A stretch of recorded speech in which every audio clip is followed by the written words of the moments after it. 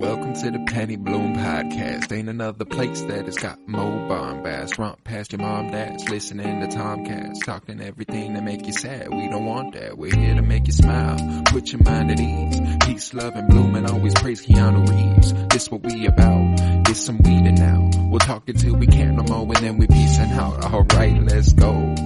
Penny Bloom Podcast. It's the Penny Bloom Podcast. Penny Bloom Podcast. It's the Penny Bloom Podcast. Penny Bloom Podcast. Penny Bloom Podcast. Hello, everybody, and welcome in to the Penny Bloom Podcast. Today, we continue our comic book movie journey through film with Jonah Hex. It was released on June 18th, 2010, my brother's 7th birthday, actually. It was written by Mark Neveldine and Brian Taylor with a story by William Farmer and was directed by Jimmy Hayward. I am Colton Robertson. I'm joined by Joseph George. What's up, homie? Oh, what up, what up? Always a pleasure to be here. Oh, and it is always a pleasure to have you. This is an interesting one we got on the docket today, you know? It's one that's a complete blind spot. I knew fucking nothing about this movie besides the fact that it had Josh Brolin and Megan Fox in it. Yeah. And I'm sitting, you know, I'm fine, you know. I had a good time. It's always the ones you come in with the lowest of there is zero if anything, the expectations were bad.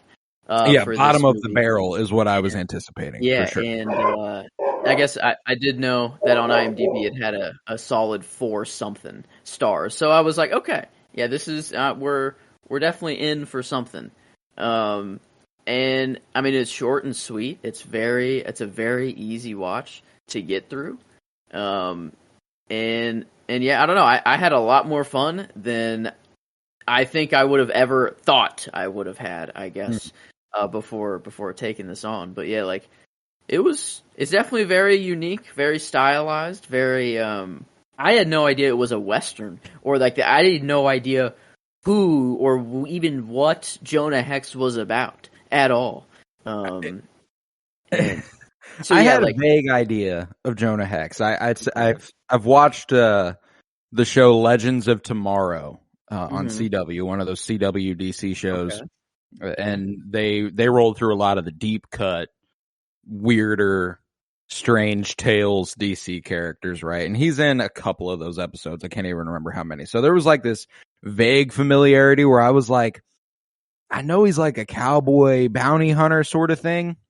And I was like, for some reason, I remember like a cult sort of thing. Like he can, like there's some sort of mysticism with it, and that came around. I'm not sure.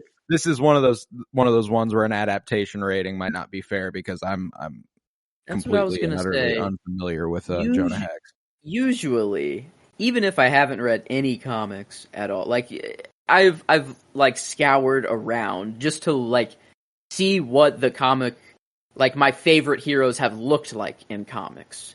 So like even if I know nothing and I know I haven't read any series to know if their character is truly adapted well, I at least have like something in my mind of like their comic presence. This I had like, I mean, it is absolutely zero.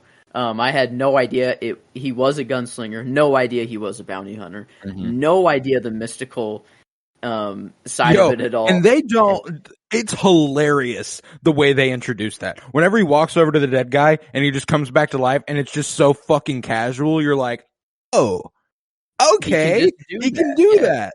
He can just do that. And then like the cure, like to stop the pain is just dirt. And then the explanation is the dead likes dirt and the dirt likes the dead. It's as simple as that. Like, I love how they're just like, we're moving on. Like there's no like I don't know, like that I actually enjoy about this movie is that like it's an hour and 20, but with credits it's an hour and 12 minutes. Like it is short as fuck. Wow. Holy shit. Yeah, it's almost half as long as like Iron Man 2 or we're coming off of. Like it's almost half Well, and that made it a good fucking time, man. Like, this movie knew it could not be longer than that. You know what I'm saying? Like, it was self-aware enough to, because I mean, one of the things that melts my fucking brain is how you get a cast like this on a movie like this, bro. Every scene after, so there was like a scene where Jonah Hex goes and talks to Will Arnett. I love Will Arnett. Probably the whitest thing about me is that I love Will Arnett. I love Arrested Development. I love Murderville. I love a bunch of stuff he's been a part of. So big fan of Will Arnett. Also, this won't be the last time he pops up in one of our comic book movies, because he's the voice of Lego Batman in the Lego Batman movie. Okay. BoJack Horseman. Yes. Oh, fuck who it is. Thank you. I'm like, what do I know this guy from? I'm like, I know him Horseman. From something big. Okay. Yeah, he's a hilarious actor. So Will Arnett, and this is like 2010, so it's post Arrested Development, pre a lot of stuff he's become even bigger for. But Arrested Development was a pretty big deal at the time. And then in the next scene, you got him visiting the grave of Turnbull's son, who was played by John Malkovich, by the way. What the fuck? But his son is played by Jeffrey Dean Morgan. Like his son is played by himself? No, Quentin Turnbull is John Malkovich. His son is played by Jeffrey Dean Morgan. Jeffrey Dean Morgan. I think you just said John Malkovich again. My bad. Or maybe repeat. Okay. I didn't realize the son. I didn't realize that it was anyone that I would recognize. Yeah, but like this, everyone was like somewhat recognizable though, which was like crazy. Like even you go from that scene with Jeffrey Dean Morgan to a scene with Lance Reddick. Is that Gunslinger? That's the guy who hooked him up with the black guy, the only black guy in the movie. Yeah. Oh my god, dude. I love those kind of characters, like in movies like this, like kind of I don't know, the one guy, I don't know why, but like the coolest kind of weird off character that is like supplies a hero with their shit that I love the most is Daredevil's like costume maker and like in the Netflix series. It's like he's kind of a weird guy, but like his little garage and like I don't know, like just he's so good at what he does. Like I don't know why I hold it as like a standard for like this kind of character. But like he's kind of like that guy mixed with Whistler as well, just kind of like he's got the shit. There's also, I mean, like Lance Reddick literally plays this sort of role in John Wick. He's the concierge at the Continental who has everybody like, you know, check your weapons at the door. Basically, there's no killing allowed inside here. Cool. Yeah, R.I.P. to a real one. Dude died earlier this year, but he was fucking awesome. Loved Lance Reddick. Yeah, no, I was just like, he popped up. I was like, what the fuck? I mean, not to mention, you know, Josh Brolin, the main role, John Malkovich, main villain, Megan Fox, Michael Fassbender. Like, what the fuck were they cooking with this script that made everyone go, yeah, I want to be a part of that, you know? The budget. Maybe that's what it was. They just paid the actors a shit ton of money to do it. $47 million. Wow. And like, comparison, The Watchmen, that was $120 million. That's just like right under here. Yeah, $47 million. I mean, not a lot of it went to the visual. Well, yeah, I mean, a lot of it could not have gone to the visuals. I mean, Michael Shannon was in this movie at one point, who went on to play Zod in Man of Steel, and yes, like who was a ridiculous cast. Who's that? Well, I looked at the IMDb here and saw him. I do not recall that man showing up him in the movie. Yeah, was he one of the Doc Cross Williams? Oh, was he at maybe the beginning of all the people who died? Maybe in the town. I don't know. Was he? Yeah. Maybe he was one of those guys that just died. Doc Cross Williams. What is that character? But yeah, even Wes Bentley, he played like the guy who supplied all the money, I guess, to he was like in Interstellar. He's like one of the science, like he's one of the astronauts. He's the guy who gets kept like he's on the ocean planet. He gets wiped away right after. Yeah. But that's all I know him from. I mean, But Julia Jones, who we would have seen most recently in Westworld and in The Mandalorian. She was the chick who Mando like falls in love with in season 1, and she almost takes off her helmet. And just a wildly deep cast. And I know that like Julia Jones isn't like this giant fucking name or anything, but it's someone we fucking seen before, and we're like 15 people down the call sheet. You know what I'm saying? Like it's not like she's like fixed. Yeah, we in this movie we had Magneto fighting Thanos. You know, before they knew it. Well, I guess Michael No, he wasn't Magneto. Wait, he wasn't. He was next year. He will be Magneto. Wow, so he wasn't Magneto yet. No, so this is no. pre Thanos, pre Magneto. This is their start. Marvel looked at this movie and was like, "This is our Magneto," or maybe not Marvel. I guess Fox or whoever's making these movies, whatever. Yeah, and you know. But same what a character for Michael Fassbender to play! Like this he had one of the more interesting presences in this movie. Dude. He was almost in this movie as much, if not more, than John Malkovich. Yeah, I mean, they were both both the villains. You could just tell Turnbull was the big dog on top, but like Fassbender, Burke, I guess is his character name. I just saw him as kind of Michael Fassbender the whole time, and kind of a crazed like alternate universe Magneto was like the only thing in the back of my brain. But like he was just the muscle, you know, he was the guy who liked to do the dirty work. Unhinged. He's the loose cannon who, you know, he reminded me of like Joe Pesci and Goodfellas, you know, like that sort of not literally to the same level of quality, but the same type of character. This is what Joe Pesci would be in during this time, you know, if back in the Western times, this is what he would fucking be Tommy DeVito and is that his name in the Casino? I can't remember. Is that Joe Pesci's character? You just put Joe Pesci's character? Tommy sounds right. Tommy DeVito is not it. It's Nicky Santoro. What the fuck who the fuck is Tommy DeVito? What is that? Is that a quarterback in the NFL? Tommy DeVito is a football quarterback, but it also I saw Goodfellas. Oh, that's his character in Moni. Thomas DeVito, villain wiki in Goodfellas? What? Thomas? Yeah, I'm like, is that the character he played in Goodfellas, Tommy DeVito? Like, am I tripping? No, yeah. Tommy DeVito is the secondary antagonist in the crime drama Goodfellas. Okay, yeah.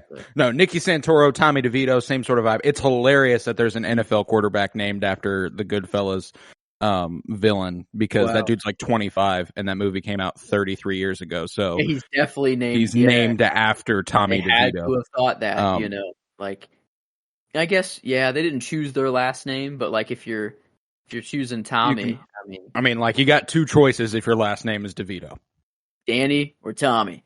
Exactly. That's pretty much it. But yeah, no, I almost gave Michael Fassbender the performance just because how kind of unique and awesome it was. But I did. I think I will give him the shot of the movie. It was surprisingly like one thing that was shot kind of well. And it was whenever he was like sneaking out of the dark and like sneak attacking Jonah, and like he just it was his eye like light in the shadows, and like it's just his eye, and then like he just jumps to, and like you see his face, and like he gets like this crazy smile on him. And I was like, no, that's my shot too. Like it's just really? So obviously the most well thought shot in the movie. Out of nowhere, I'm just like, wait a minute, what was that? I'm like, that was good. I'm like, you guys should have been cooking with that the whole time, you know? Like, I want to see some horror movie with just Fassbender as the like slasher coming to get you the whole time, sort of thing. But yeah, I had no idea you went with that actually. But yeah, I mean, like that's the thing is that it's so obviously the best shot in the movie because it's like, don't get me wrong, like I actually don't mind the way this movie looks. It's not like the worst thing a movie can do is look boring, be bland. This movie is not bland, you know, like it might not look good, but it doesn't look like nothing. So that's something that I can give it a little respect for. It has that classic sewer green sort of filter over a lot of it as well, where like the blacks are actually green and like a deep hue of it. It's bizarre, but I appreciated that it went for something, you know. It was, like I said, not good, but it was something, you know. It was nice to see. It kind of, and even at some points it was even maybe not the looks necessarily sometimes, but like more of like the editing was kind of very reminiscent of a comic panel. Like, I mean, it was like I'm thinking to, I don't know, a trippy ass scene, but whenever he's like dead on the field and then the natives find him and then have that like kind of healing ritual with him. Bro, that was the part I told you don't be eating at this point in the movie. That was it. Okay. Yeah. Oh, that makes perfect sense. Because, I mean, like the way his like wounds like mold over, and it's like, what the fuck? I think that's like some healing stuff they put on. I don't know. I was trying to figure that out. If it was on him, yeah, and then it like morphs on his chest, and I get that it's healing because he's got he's got shrapnel all over his fucking shit. Yeah, but shot with a shotgun. But you know, and then the freaking like pro coming out of him, you know, like the dudes were blazing up, and then they blew the smoke in his face, and then like once that happened, he was like, oh, and he got like kind of this. He got calm actually at first. He was like, my family, I'm back with my family again. Look, I'm in my hut, and then when the pain starts happening, whenever like he's actually in pain again, it's right whenever like Fassbender walks in and Turnbull walks in. So it's like he associates like pleasure and like this like calmness with his family, and then like right when he's in pain again, it's back to them, and then like the fire, it's like blinking back and forth between the fire and then like himself. I thought it was like it's like an insane sequence to watch, but I thought like for the movie, it actually was a pretty cool moment and like a I don't know, a sick, very crazed, ritualistic deep dive into like his psyche, sort of thing. But I dug it. It was either that for my scene, or whenever he is like double slinging the freaking dynamite crossbow. Oh yeah, and just I mean taking out this compound or like their hideout, I guess. Like where they're just storing all their shit. Like the fucking, it was hilarious when we got to like the boat, you know, like the images of the boat, they were like all red and like it looked like some sort of diagram, but then you got to the actual boat and it was like actually a giant red boat, and that was kind of hilarious to me. I thought it was just like for dramatic effect of the blueprint, but no, that is what the boat looked like. And that was kind of hysterical. I mean, what a premise for a movie. You know, what a super weapon. We're back in like 1876, whatever. You know, they said America's about to turn 100. So we're in the late 1800s, and the super weapon at the time is a revolving cannon that also has the magical balls from Dragon Ball Z that somehow detonate the cannonballs that you fire. I don't like, what were these golden ball, like, I guess it's just kind of the mystical, it's DC, but like, it seemed to be very grounded in like Western, like old American culture. Like there is some crazy. That's what made it very fucking funny, is that like, no, this has no bearing in that era. Like it's just what the fuck? It's like, and they're not even normal cannonballs either. They're like cannonballs that get detonated by this gold. Like that's the detonator, but it can also just explode in its own right. You know, well, yeah. I guess at the end, there probably were other cannonballs around there, so it just exploded all the other cannonballs. But I guess I just thought that the one at the end went off on its own. Well, yeah, I don't know. I don't really know how the fuck it works. But because they shoot the cannonballs first and let them just land. It's like, that's not even the damage. Yeah.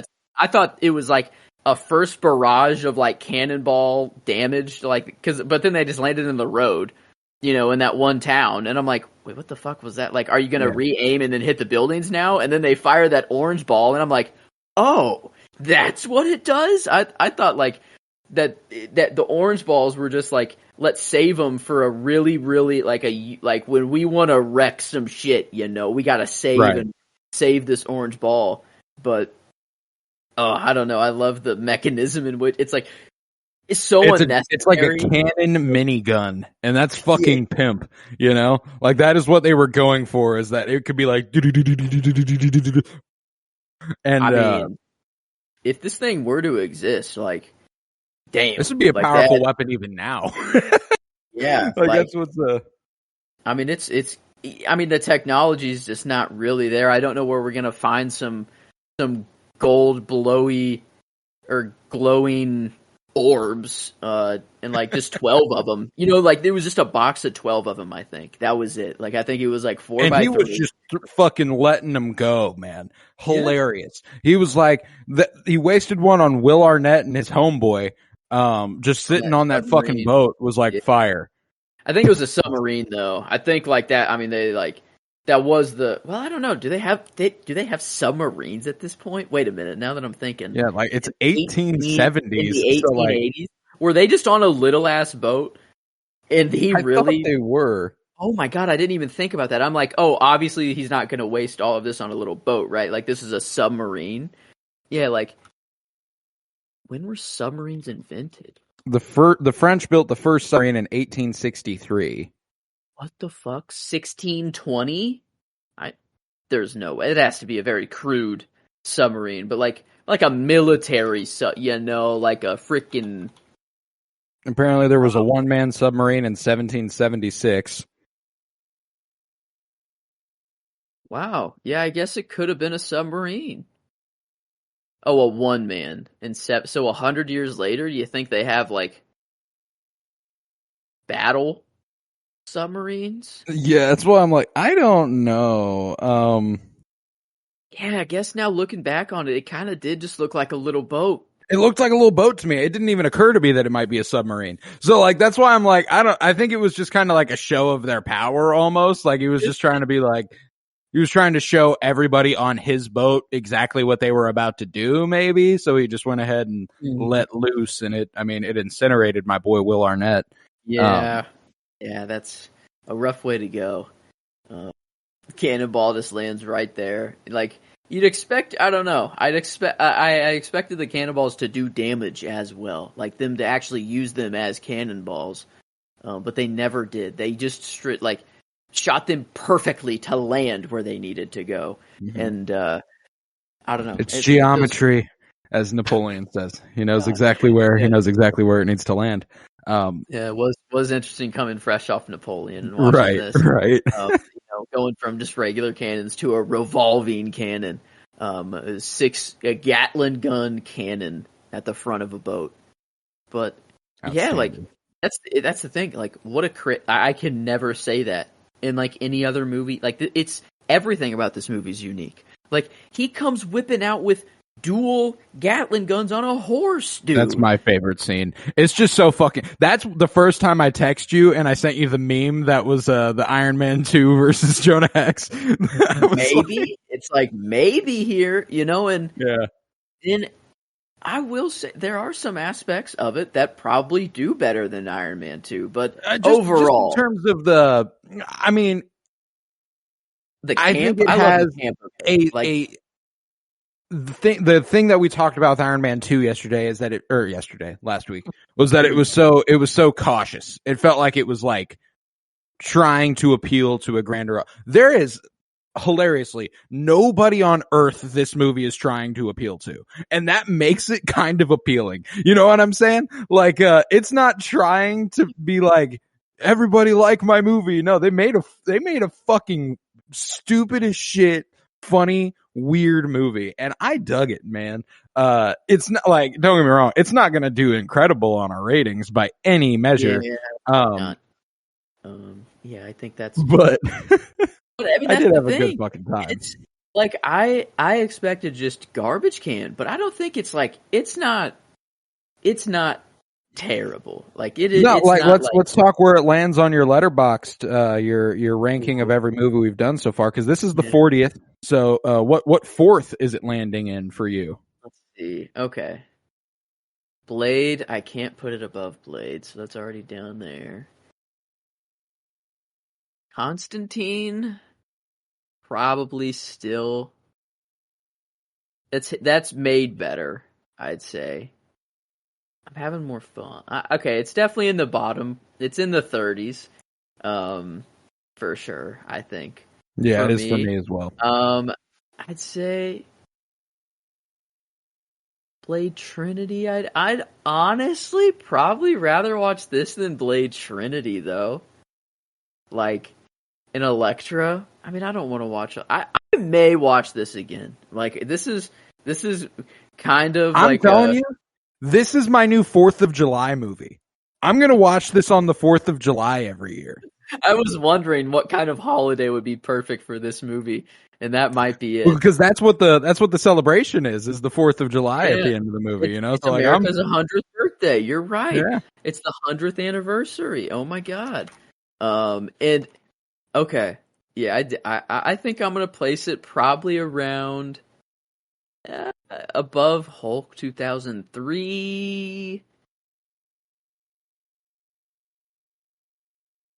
I think above Elektra, but below Hulk 2003, which for me is 31. That's actually exactly where I have it. Above Elektra, below Hulk 2003, at 30. So wow, that's incredible. So we feel very similar. I guess about the movie. Elektra was also like the closest, I think. Like as far as like.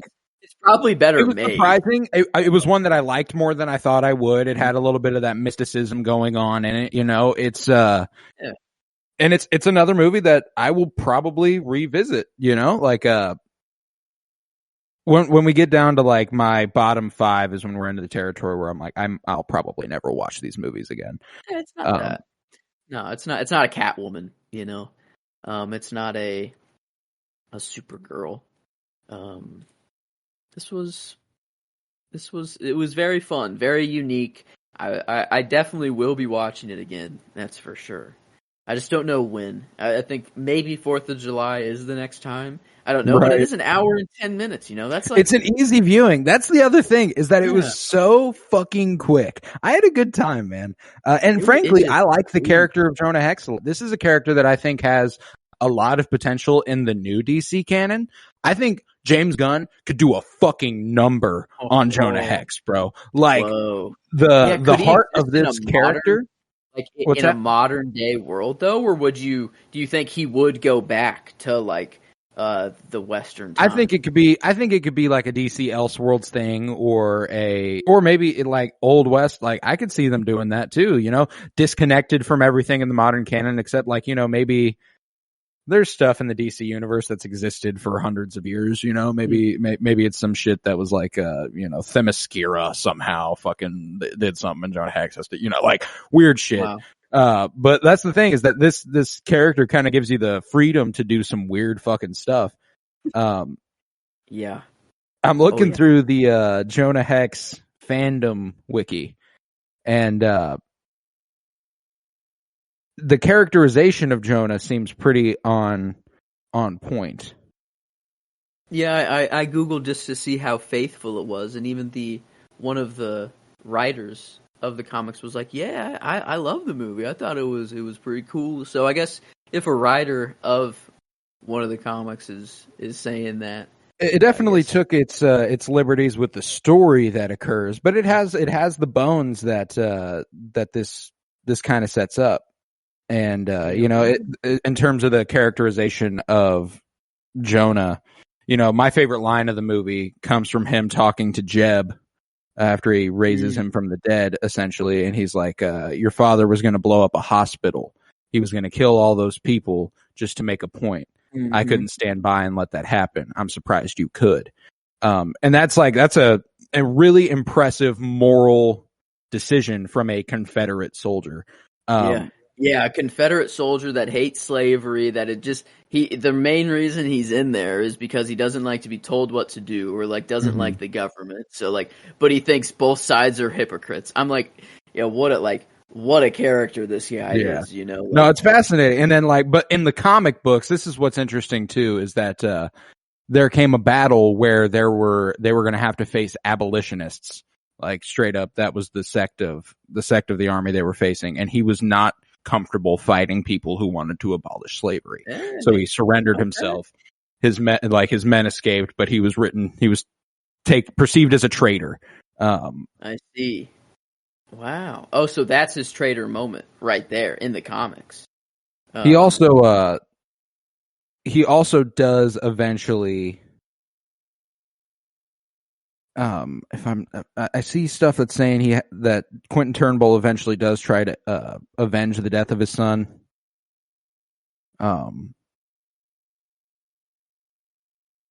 Yeah, I don't know, but okay. Yeah, I guess I just don't. I don't know how are we going to go about the adaptation rating in this one? That's the only, I'm actually just kind of I have no idea. That's the only one where I have really no. Kind of what we've done as a base level, if we're mostly unfamiliar, and I did some quick reading here. It's not becoming fully, an authority on the character or anything, but our baseline, typically when we don't know if it's particularly good or particularly bad, we give it the benefit of a doubt, and we typically throw that at a 7. Yeah. Yeah, that's The Watchmen, Ghost Rider, V for Vendetta, Hulk, Howard the Duck, Superman 2, Batman 66. Yeah. That feels fine to me. So, okay. That was the only one where I was kind of I have no idea where we're at there, but okay. Glad that we could just. That seems right. It seems they did all right. Throw a number at it. That might be the nicest one we give it, but yeah. But I mean I thought if they did well off the character, these would be some sick ass comics to read. No, I was like, yo, I want to read some Jonah Hex now. Yeah. He got my character, that's for sure, and I gave him the performance too. I loved his lines, his one-liners that he'd have of, why does your face look like that? He had a couple different answers. I've run out of. But then eventually he just throwing axed a guy to death, and after the dude's dead, tells him that he doesn't have any wise answers left. That was nice. Whenever he brought Jed back to life, he's like, you drew on me, and it's like, that was a mistake, and he's like, obviously, I'm talking to you as you're dead right now, dude. Obviously, that was quite a mistake for you. But I have two choices for my line from him. It's either him killing Turnbull or him killing Burke, Fassbender's character. When he kills Turnbull, he says, watch this, but it's in response to Turnbull saying, I want you to watch, kind of you have him replaying through everything. This is his last little thing. It's more of the moment there, but I think the one I actually will go with is when he's killing Burke. He kills him first, sliding him into that propeller or whatever. Yeah. He says, this is for my wife. What a weird propeller looking thing. It was kind of, I don't know. I thought it was kind of funny the way they did it, but then it had round, really rounded. Yeah. It was bizarre. And then he brought him back to life and said, and this is for my son. Boom. And I was like, okay, that was hard as shit. Yeah. I'm like, I originally went with that for my scene. Ooh, okay. But I did end up changing it to the dual Gatling guns on the horse because that's just fucking pimp. That was awesome. Coming into town with 3 people starting off, and then they're like, well, I don't know what you're thinking, Jonah Hex, but there's 4 of those brothers.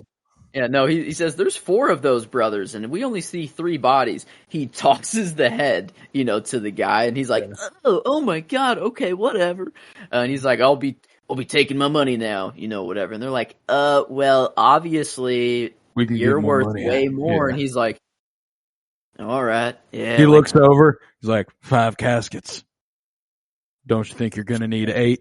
I was like, bars! And then unveils the just freaking. And I love whenever he goes back to Gunsmith. What's his character name in here? The Gunsmith. But whenever he goes back to him, he's like, "These worked pretty well." Whenever they're like, you see their whole armory.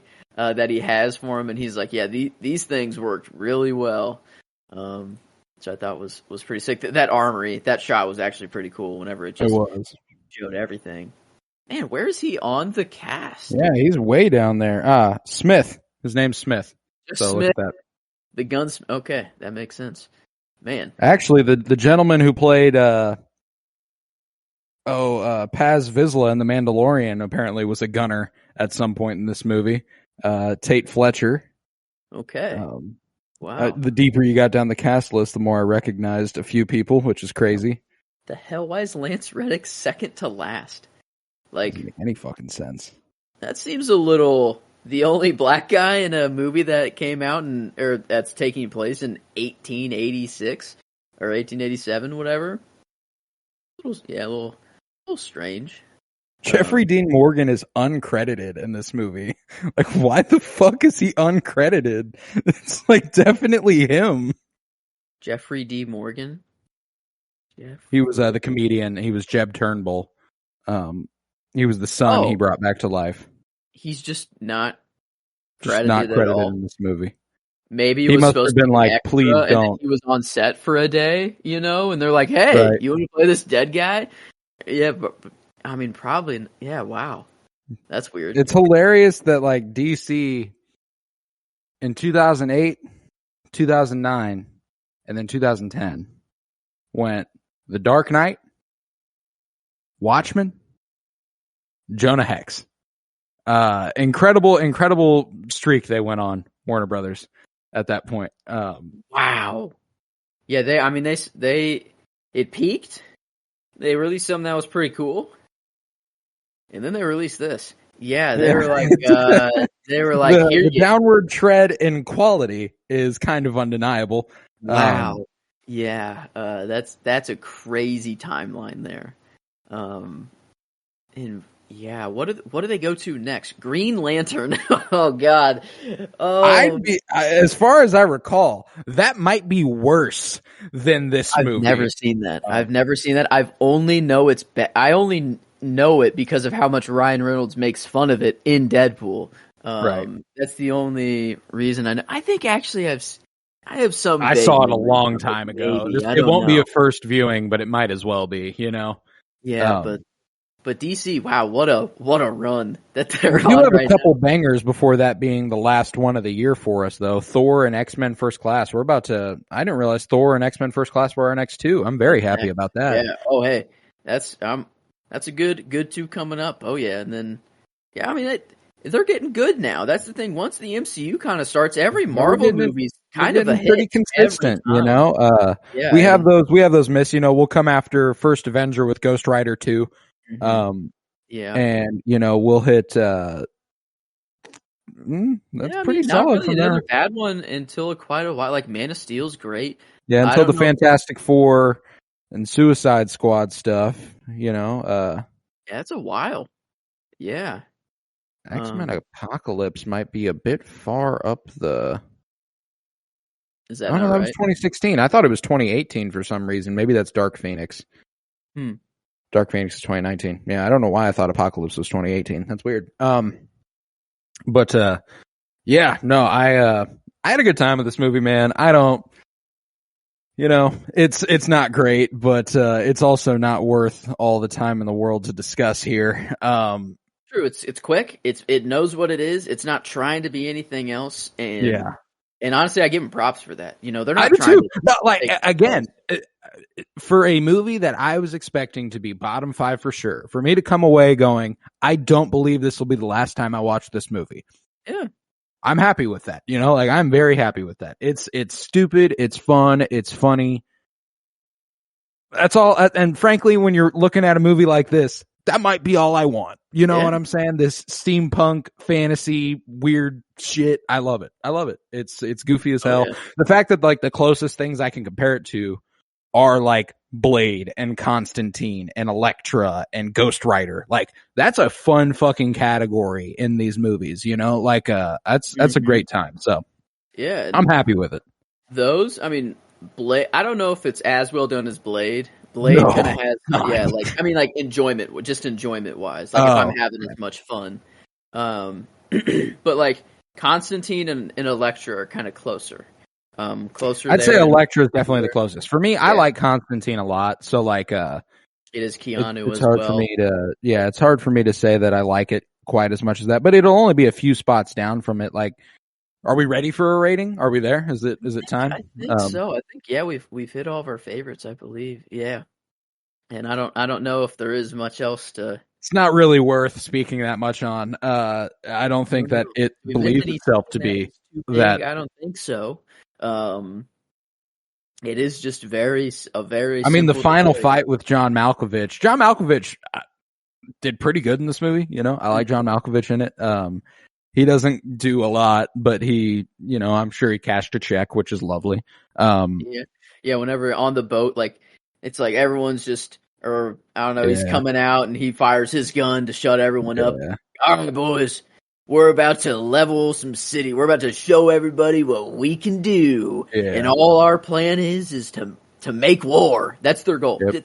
Like just pure evil. It's just let's just kill motherfuckers, man. That's all we want to do.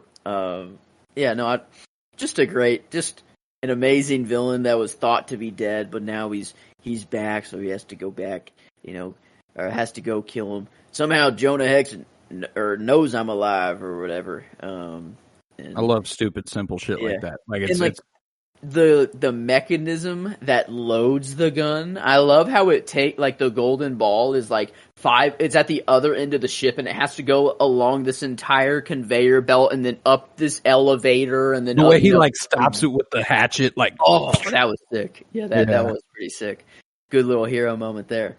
But I love the intercutting of the final fight with like a metaphysical final fight was also hilarious. Like that was a hilariously bizarre choice. He's getting kicked. It's like a Professor X kind of fight going on at the same time. It's like his psyche is fighting him out and he's losing, but then like once that hatchet drops, then it's like he gets the upper hand and he starts to beat the just shit out of him, you know, and it's going his way. We haven't talked about Megan Fox. She was pretty cool. I liked Lila. Lila was a cool character. Her actual name? Didn't she have an actual name?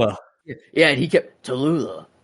That was a stupid, weird fucking moment. Like, I keep coming back to stupid because it is stupid, but I enjoy the shit out of it. They checked that gun out of your boobs. They got that thing out of your whatever. Yeah, they got that. Did they get that? And she didn't even get on to the next one. It's like, yeah, they did. And like, dang, they searched you pretty thoroughly, huh? Wouldn't you? Yeah, it's like that bar. I guess. Yeah, two weeks in a row of a over-sexualized female protagonist here. I mean, this is to the max. This is a different level, you know. This makes what they did with Scarlett Johansson and Iron Man 2 look like fucking nothing. Wow. Yeah, it was bad. That one simp dude that was like, oh, I'll leave my family. I swear I'll do anything for you. You're so hot. Oh my God. She's like, there's that shot of them laying on the bed. And her entire leg is like, there's a part of the human anatomy that you do not see very much unless it's in an incredibly intimate scenario. And it's like the front of a person's hip that like meets your pelvis. And like, you could see that. And I was like, we are really towing the line here. And I'm no prude or anything, but I'm like, damn, man, y'all had to have her like that, bruh. You got Jonah Hex's entire bottom half covered up, bruh. At least she can hold her own, and at least she was badass and not like need it. She didn't need Jonah to protect herself, you know. Yeah. And you know, even that one dude that came back and tried to like, you know, he took her gun, but then she still like, didn't she stab him? Didn't that dude die? Did she kill that guy? Yeah, fuck yeah. Yeah, killed that guy. And then like in like them breaking out was really sick. You're like, all right, you get him. I got your cover, you know, whatever. And she's just bang, bang, bang, bang, bang, killing everybody. That was pimp. You know, so like that's the thing is that like it's stupid, but it's fucking cool. Like it's a cool movie and a great concept that could have been executed better. But the fact that it's not almost makes it more charming and more endearing. Like there's an element to it that makes me want. If this was like a normal middle of the road superhero movie, I would find it boring. It's not, you know, like it is, it's on the worst side and that made it fun, you know? Yeah. It's like you had. I feel like there is a cult following somewhere. Like I need to find the convention that happens every 4th of July or whatever. People just fucking. Harvey, wow, that's kind of nuts. Harvey Dent, like, he did the little drink and spill out the mouth, and like this looks so much worse. And it's the main character. And it's also this one's prosthetic though. I guess that is very CGI. Yes. This is prosthetic, and it's hilarious. There's a fun fact that like one of the first pieces of trivia on the IMDb is that the prosthetic required him to be clean shaven on one side. So for months, he had only half a beard on his face. And I saw that fun fact, and I was like, now, Josh Brolin, why the fuck are you not just shaving your entire fucking face? You goddamn lunatic. Did he not have to have the other? Like in the movie, did he? Oh, I guess he did have it all. I guess he did have it on the other half of his face. I didn't think of that. Yeah, he just kept it. He kept the only hair he could grow, I guess. That's hilarious. Wow. Yeah, Josh Brolin initially hated the script, but later changed his mind, growing to like his tongue-in-cheek tone. I think, I'd say you're right. Like, there's nothing about the script that made these actors be like, yes, I need what made it fun is that it's laid back. Nobody has to do anything that difficult. Nobody is ever acting their ass off. It is just straight to the fucking point. Dress up in funny costumes, do a fun fucking time, and get the fuck out of there. And it's an hour and 20 minutes. It couldn't have been that demanding of a shoot. It's, I can see how it was endearing to some actors, Yeah. But this many of them is hilarious. Says Fassbender based his character on Edward Nygma, the Riddler, and Alex DeLarge in is it DeLarge? DeLarge. In A Clockwork Orange. And I see that. I get those vibes. But yeah, I don't know. I don't know, like, even all that said, like, I'm enjoying the hell out of it, but I don't know, like, where that still places it. Like, because it is fun, but, like, I'm not having, like, Spider-Man 2, I'm not, like... No, like, enjoyment-wise, like, I enjoy it, but there are still a lot of movies I would go to sooner than it, you know what I'm saying? Like, it's not... Yeah, I guess I did put it 31st, so I did put it, above... I'd say the absolute ceiling for it, and I'm not quite there, is 7. Like, that's as high as you can go enjoyment-wise. And I'm not there. I would say even 6.75 or 6.5 is more accurately where I am. I'm above middle of the road, which is like the way we're talking about it is more that it was surprising how much fun it was. And if I'm above middle of the road, it's because I thought it was going to be like fucking 3 or 4. I didn't expect it to go north of 5 for me. So we only have one 6.75, and we only have one 6.5 for enjoyment. That would be Hulk 2003. For 6.75, or a Superman 4 for the 6.5. I could go either way there. I think that putting it on the same level as Hulk 2003 might be a little bit difficult, but I feel like I would revisit this sooner than Superman 4, which is the complicated part. Like, this would be one of those rare ones where we'd go like 6.6 if we could. But I think enjoyment's going to be the only category that it really has any merit in whatsoever. I guess adaptation we gave a 7. I think like it's not. I think I put it on the same level as Hulk and not Superman 4. I think let's do it. Let's give it the benefit of the doubt there. Yeah, like they knew what this was the point, just to create something just fun. And yeah, I'm down with the 6.75 for that. And then for genre, what Western? What does this say on IMDb? This says Western drama fantasy. I mean, it's fun, like it definitely deserves a little love for that, but it's not good, so it can't go too high. I maybe again around the same level as Hulk, maybe around a 6. Like I don't think it. I think it does well at what it is trying to do. Like I think it does exactly what it wants to, but what it wants to do just isn't particularly good. You know what I'm saying? Fantastic Four, Blade Trinity, Batman 66. Yeah, I Maybe think 575. that would be above Superman 4 again, a little bit above it, and then below Fantastic Four and all those again. I think, yeah, I like that. A little, so 575, Yeah. a little bit below. Okay, I like that. And then we said 7 for enjoyment. And then now, critically, let's see. What is this on the same level critically with? We're like, this is the point where we are actually probably bottom 5. We're nearing bottom of the barrel. Bottom 5 would be 2, 3, 4, 5. A 3-2-5. Batman and Robin. A Batman and Robin was a 3-2-5. I fear that's better than this. I think it is. Batman 66 is a 3. Oh no, is that better than this? We gave Supergirl a 3 as well. Supergirl's also a 3. Is this better than Supergirl?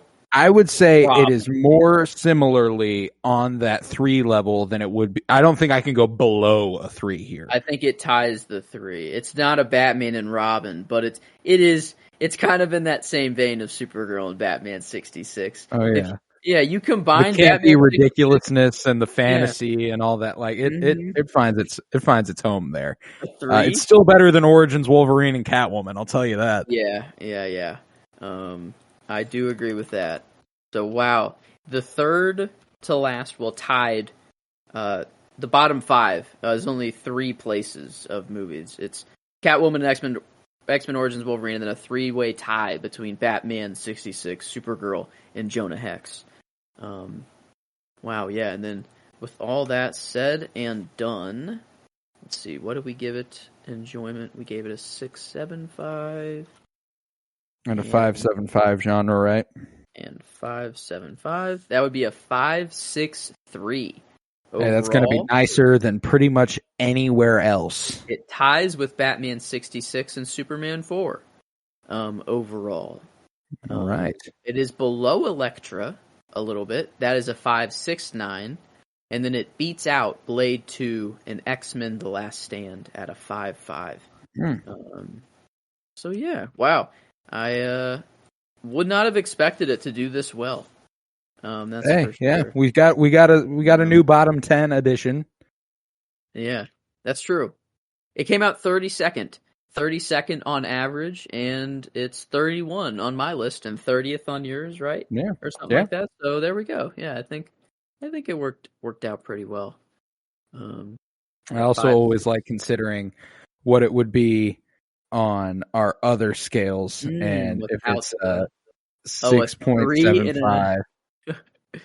Yeah, and then it would have been a 43 if it was just like on our director spotlight scales. So, and again, those are always the ratings that end up, I feel like, encapsulating the pure essence of the movie a little more accurately. We kind of give it those bumps with the genre and adaptation rating. Definitely. Yeah, the comic book movies are always looked at on a little bit nicer than the actual films, I guess, we cover over there on the director spotlight. But yeah, that makes it sound a little better. 43. Yeah, what did it get? Yeah, a 4.7 on IMDb. I wonder how the audience is feeling on Rotten Tomatoes on this one. I wonder if people just love it. And then the critic, 12%, and then 20% audience. Wow. Yeah. Hey, y'all are some haters, bro. Even the Don't audience sleep on Jonah Hex. Damn. Okay, fair enough.